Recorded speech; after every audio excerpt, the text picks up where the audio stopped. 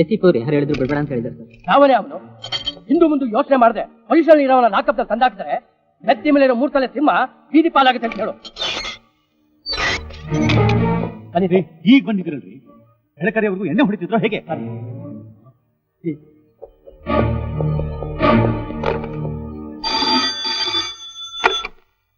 ಅಗತ್ಯ ಸರ್, ನಾ ರಾಮ್ ಸಿಂಗ್ ಮಾತಾಡ್ತಾ ಇರೋದು ಸರ್.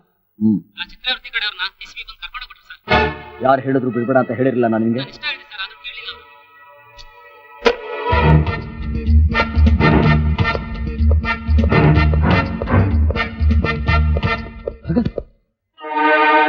ಡಿಸಿಪಿ ಮನೆಯಲ್ಲಿ ನಮ್ಮವ್ರ ಎದುರುಗಡೆ ನನ್ನ ಹೊಡೆದು ಅವಮಾನ ಮಾಡ್ಬಿಟ್ಟ.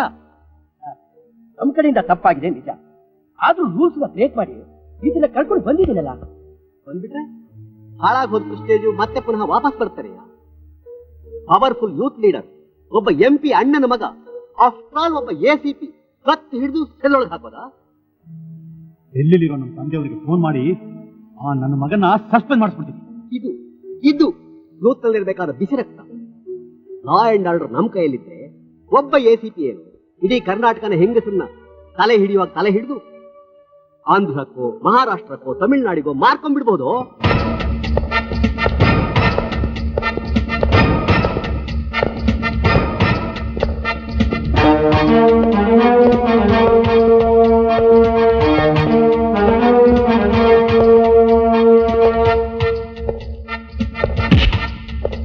ACP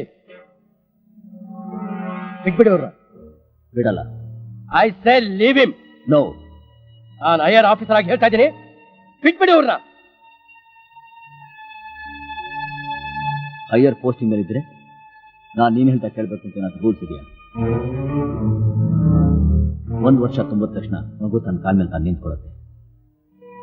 ಅದೇ 50 ವರ್ಷ ತುಂಬಿ 51 ವರ್ಷಕ್ಕೆ ಕಾಲಿಡ್ತಿರೋ ಭಾರತ ಇನ್ನೂ ತನ್ನ ಕಾಲ ಮೇಲೆ ತಾನು ನಿಂತ್ಕೊಳ್ಳೋಕೆ ಆಗ್ತಿಲ್ಲ ಅಂತಂದ್ರೆ ಅದಕ್ಕೆ ಕಾರಣ ಖಾಕಿ ಬಟ್ಟೆ ಹಾಕೊಂಡ್ರು ನಿನ್ನಂತ ಹೈಯರ್ ಆಫೀಸರ್ಸ್ ರಾಜ್ಯನ ಲೂಟಿ ಮಾಡ್ತಿರೋ ಇಂಥ ಲೋಫರ್ಸ್ ಕೊಡ್ತಾರೋ ಸಪೋರ್ಟ್ ಇದ್ದಾರೆ.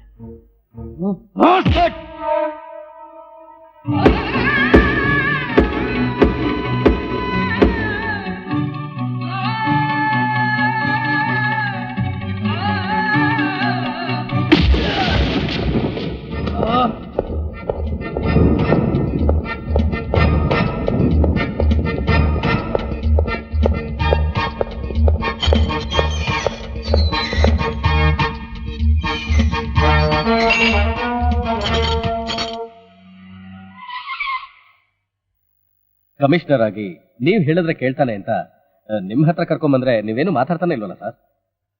DCP ಹೊಡೆದಿದ್ದು ತಪ್ಪು ಅಂದ್ರೆ ನಿನ್ನ ಓದಿತೀನಿ. ಅರೆ, ಯೂನಿಫಾರ್ಮ್ ಅಲ್ಲಿರೋ ಸೀನಿಯರ್ ಆಫೀಸರ್ಗೆ ಕ್ರಿಮಿನಲ್ ಹೊಡೆದಿದ್ದು ತಪ್ಪಲ್ವಾ? ಕ್ರಿಮಿನಲ್ ಹೊಡೆದಾಗೇನೋ ಕ್ರಿಮಿನಲ್ಗೆ ಹೊಡೆದಿದ್ದು, ಅದು ಯೂನಿಫಾರ್ಮ್ ಹಾಕೊಂಡ್ರು ಕ್ರಿಮಿನಲ್ನ ತಪ್ಪಾ? ತಪ್ಪು ಅಂದ್ರೆ ನಾಳೆ ಎಲ್ಲಾ ಕ್ರಿಮಿನಲ್ಸು ಯೂನಿಫಾರ್ಮ್ ಹಾಕೊಂಡು ತಿರುಗಾಡ್ತಾರೆ. ಅವ್ರ ಮುಂದೆ ನೀನು good morning sir, good evening sir ಅಂತ ಮಸ್ಕ ಹೊಡಿತಾ ಸೆಲ್ಯೂಟ್ ಹೊಡ್ಕೊಂಡು ಬದುಕು. ಓಕೆನಾ? ಅಂದ್ರೆ ನೀನ್ ಏನಾದ್ರೂ ಬದಲಾಗಲ್ಲ ಅಂತೀಯ ಅಲ್ಲ? ಯಾಕಯ್ಯ ಬದಲಾಗಬೇಕು? ಬದಲಾಗೋದು ಅಂದ್ರೆ ನಿನ್ ದೃಷ್ಟಿನಲ್ಲಿ ಏನು? ರೇಪ್ ಮಾಡೋರ್ಗೆಲ್ಲ ಪ್ರೊಟೆಕ್ಷನ್ ಕೊಡಬೇಕು ಅಂತೀಯಾ? ಕರೆಕ್ಟ್ ಮಾಡೋರ್ಗೆಲ್ಲ ಸಲಾಂ ಹೊಡಿಬೇಕು ಅಂತ ಹೇಳ್ತೀಯಾ? ಹೇಳು. ನಾನು ಯೂನಿಫಾರ್ಮ್ ಹಾಕೊಂಡು ನನ್ನ ಕಣ್ ಮುಂದೆನೆ ಕಳ್ವೋಟ್ ಹಾಕಿಸಿ ರೌಡಿಗಳನ್ನ ಗೂಂಡಾಗಳನ್ನ ಅಸೆಂಬ್ಲಿ ಪಾರ್ಲಿಮೆಂಟ್ ಸಿಟಿ ಕಳಿಸಿ ಪ್ರಮೋಷನ್ ಕೊಡ್ತೀರಾ ಸರ್ ಅಂತ ಅವ್ರ ಮುಂದೆ ಹಲ್ಕಿರ್ಕೊಂಡು ಮಸ್ಕಾಡ್ಕೊಂಡು ಬಿದ್ದಿರ್ಬೇಕು ಅಂತ ಹೇಳ್ತೀಯಾ? I can never do that. ನೋಡು, ನಿನ್ನ ನೆತ್ತಿ ಮೇಲಿರೋದು 3 ಬೆಕ್ಕುಗಳಲ್ಲ, 3 ಸಿಂಹಗಳು. ಅದನ್ನ ಜ್ಞಾಪಕ ಇಟ್ಕೊ. ಕರೆಕ್ಟ್. ಬಟ್ ಅದು ಕಾರ್ಡ್ನಲ್ ರಾಜನಾಗ್ ಬೆರೆಯೋ ಸಿಂಹ ಅಲ್ವೋ? ಹೊಟ್ಟೆ ಪಾಡ್ಗೋಸ್ಕರ ಮಾಂಸ ಎಸೆಯೋ ಪ್ರತಿ ಪಾರ್ಟಿಗೂ ಜೈಕಾರ ಹಾಕೊಂಡು ಪೊಲಿಟಿಕಲ್ ಝೋನ್ ಅಲ್ಲಿ ಬಿದ್ದಿರೋ ಕಂತ್ರಿ ನಾಯಿಗಳು. ಸಿಂಹ ಖರ್ಜಿಸೋದನ್ನ ಮರಿಬಹುದು, ಹುಲಿ ತನ್ನ ಪಂಜದಿಂದ ಹೊಡೆಯೋದನ್ನ ಮರಿಬಹುದು, ಆದ್ರೆ ತಪ್ಪು ಮಾಡಿದವನು ಮಾತ್ರ ಭಗತ್ ಮುಷ್ಟಿಯಿಂದ ತಪ್ಪಿಸ್ಕೊಳ್ಳಕ್ ಸಾಧ್ಯನೇ ಇಲ್ಲ. ಹಾಗೆ ಇವನ್ ಟ್ರಾನ್ಸ್ಫರ್ ನಿಂದನೂ ತಪ್ಪಿಸ್ಕೊಳಕ್ಕಾಗಲ್ಲ. ಆಲ್ರೆಡಿ ವರ್ಲ್ಡ್ ರೆಕಾರ್ಡ್ ಟ್ರಾನ್ಸ್ಫರ್ ನಲ್ಲಿ. ಶಟ್ ಟ್ರಾನ್ಸ್ಫರ್ ಬಗ್ಗೆ ಮಾತಾಡ್ತಾ ಇದ್ದೀಯಾ? ನನ್ನ ರಿಕ್ವೆಸ್ಟ್ ಮೇಲೆ ಟ್ರಾನ್ಸ್ಫರ್ ಮಾಡ್ಕೊಂಡಿದ್ದು ನಾನೇ. ಒಂದು ವೇಳೆ ಅವನ ಟ್ರಾನ್ಸ್ಫರ್ ಏನಾದರೂ ಎಫೆಕ್ಟ್ ಆಗದೆ ಹೋಗಿದ್ದಿದ್ರೆ ಅವನಿರೋ ಜಾಗಕ್ಕೆ ನಾನೇ ಟ್ರಾನ್ಸ್ಫರ್ ತಗೋತಾ ಇದ್ದೆ. ರವಿ, ಧೈರ್ಯ ಶಾಲೆಗಳನ್ನ ಧೈರ್ಯವಾಗಿರೋದಕ್ಕೆ ಬಿಡು. ಯಾಕಂದ್ರೆ ನಮ್ಮ ಭಾರತದಲ್ಲಿ ಧೈರ್ಯ ಶಾಲೆಗಳ ಕೊರತೆ ತುಂಬಾ ಇದೆ. ಎಸ್,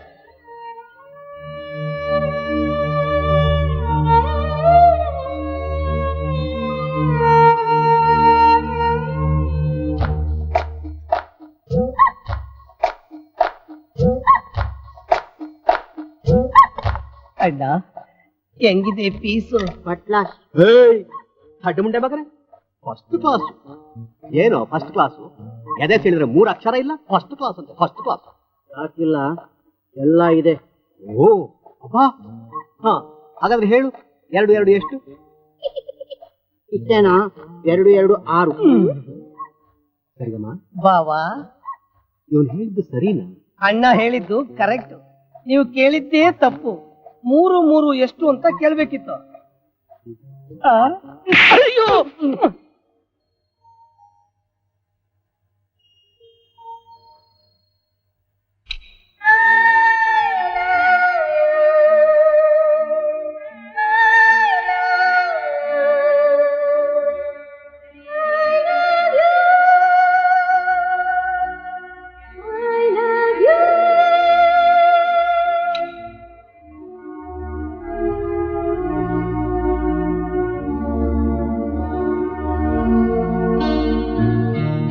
ಏನಿದು? ಈ ಚೇಷ್ಟೆ ಅಲ್ಲ ನಿಂದೇನ?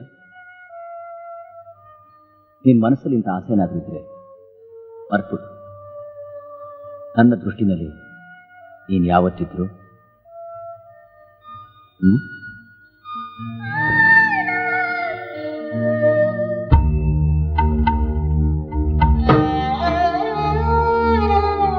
ಏನ್ರಿ ಸ್ವಾಮಿ, ಕೈ ಸೇರಿದಲ್ಲ, ಏನ್ರಿ ಮಾಡಿದ್ರಿ?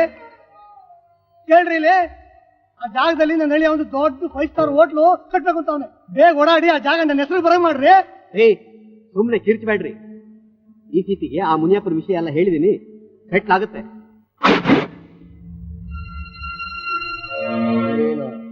ಸ್ವಾತಂತ್ರ್ಯಕ್ಕೆ ಹೋರಾಡಿದ ಯೋಧನ ಬ್ರಿಟಿಷ್ನವ್ರು ನಿಮ್ಗೆ ಚೆನ್ನಾಗಿ ಮದುವೆ ಕೊಟ್ಟಿರ್ಬೇಕಲ್ವಾ? ಅಷ್ಟೊಂದು ಏಟ್ ತಿಂದಿದ್ರು ನಮ್ಮ ಕಂಡ್ರೆ ಭಯ ಇಲ್ವಾ? ಅಥವಾ ನಿಮ್ ಏರಿಯಾ ಮುಖ್ಯಸ್ಥ ಅನ್ನೋ ಒಬ್ಬ ಏನೇನೋ ಮಾತನಾಡ್ತಾ ಇದ್ದೀರಲ್ಲ. ಮತ್ತಿನ್ನೇನಪ್ಪ, ಇರೋ ಜಾಗದಲ್ಲಿ ನಮ್ಮ MLA ಸಾಹೇಬ್ರಿದಾರಲ್ಲ, ಮಗಳಿಗೆ ಸಣ್ಣ 5 ಸ್ಟಾರ್ ಹೋಟ್ಲು ಕಟ್ಟಬೇಕು ಅಂತಂದ್ರೆ ಅದಕ್ಕೆ ನೀವೆಲ್ಲ ಜಾಗ ಖಾಲಿ ಮಾಡ್ಬಿಡಿ. ಅದಕ್ಕೆ ಅಲ್ಲಿರೋರ್ನೆಲ್ಲ ಅನಾಥನಾಗಿ ಮಾಡ್ಬೇಕು ಅಂತೀರಾ? ಏನ್ ನಿಮ್ಗಲ್ಲಿ ಹಿಂದೂ ಮುಂದಿದ್ದಾರಾ? ಅನಾಥ ಅಂದ್ರೆ ಮತ್ತಿನ್ನೇನು? ಮರ್ಯಾದೆಯಾಗಿ ಜಾಗ ಖಾಲಿ ಮಾಡ್ತೀರಾ ಇಲ್ಲ ಮಾಡಿಸ್ಬೇಕಾ? ನೀವು ಮಾಡಿಸ್ತೀವಿ ಅಂದ್ರೂ ನಾವು ಮಾಡೋದಿಲ್ಲ.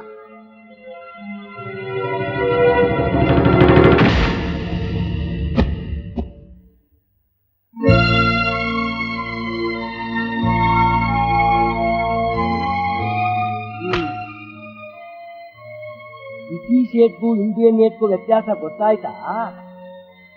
ಬ್ರಿಟಿಷ್ ಏಟ್ಗೂ ಇಂಡಿಯನ್ ಏಟ್ಗೂ ವ್ಯತ್ಯಾಸ ಗೊತ್ತಾಯ್ತಾ?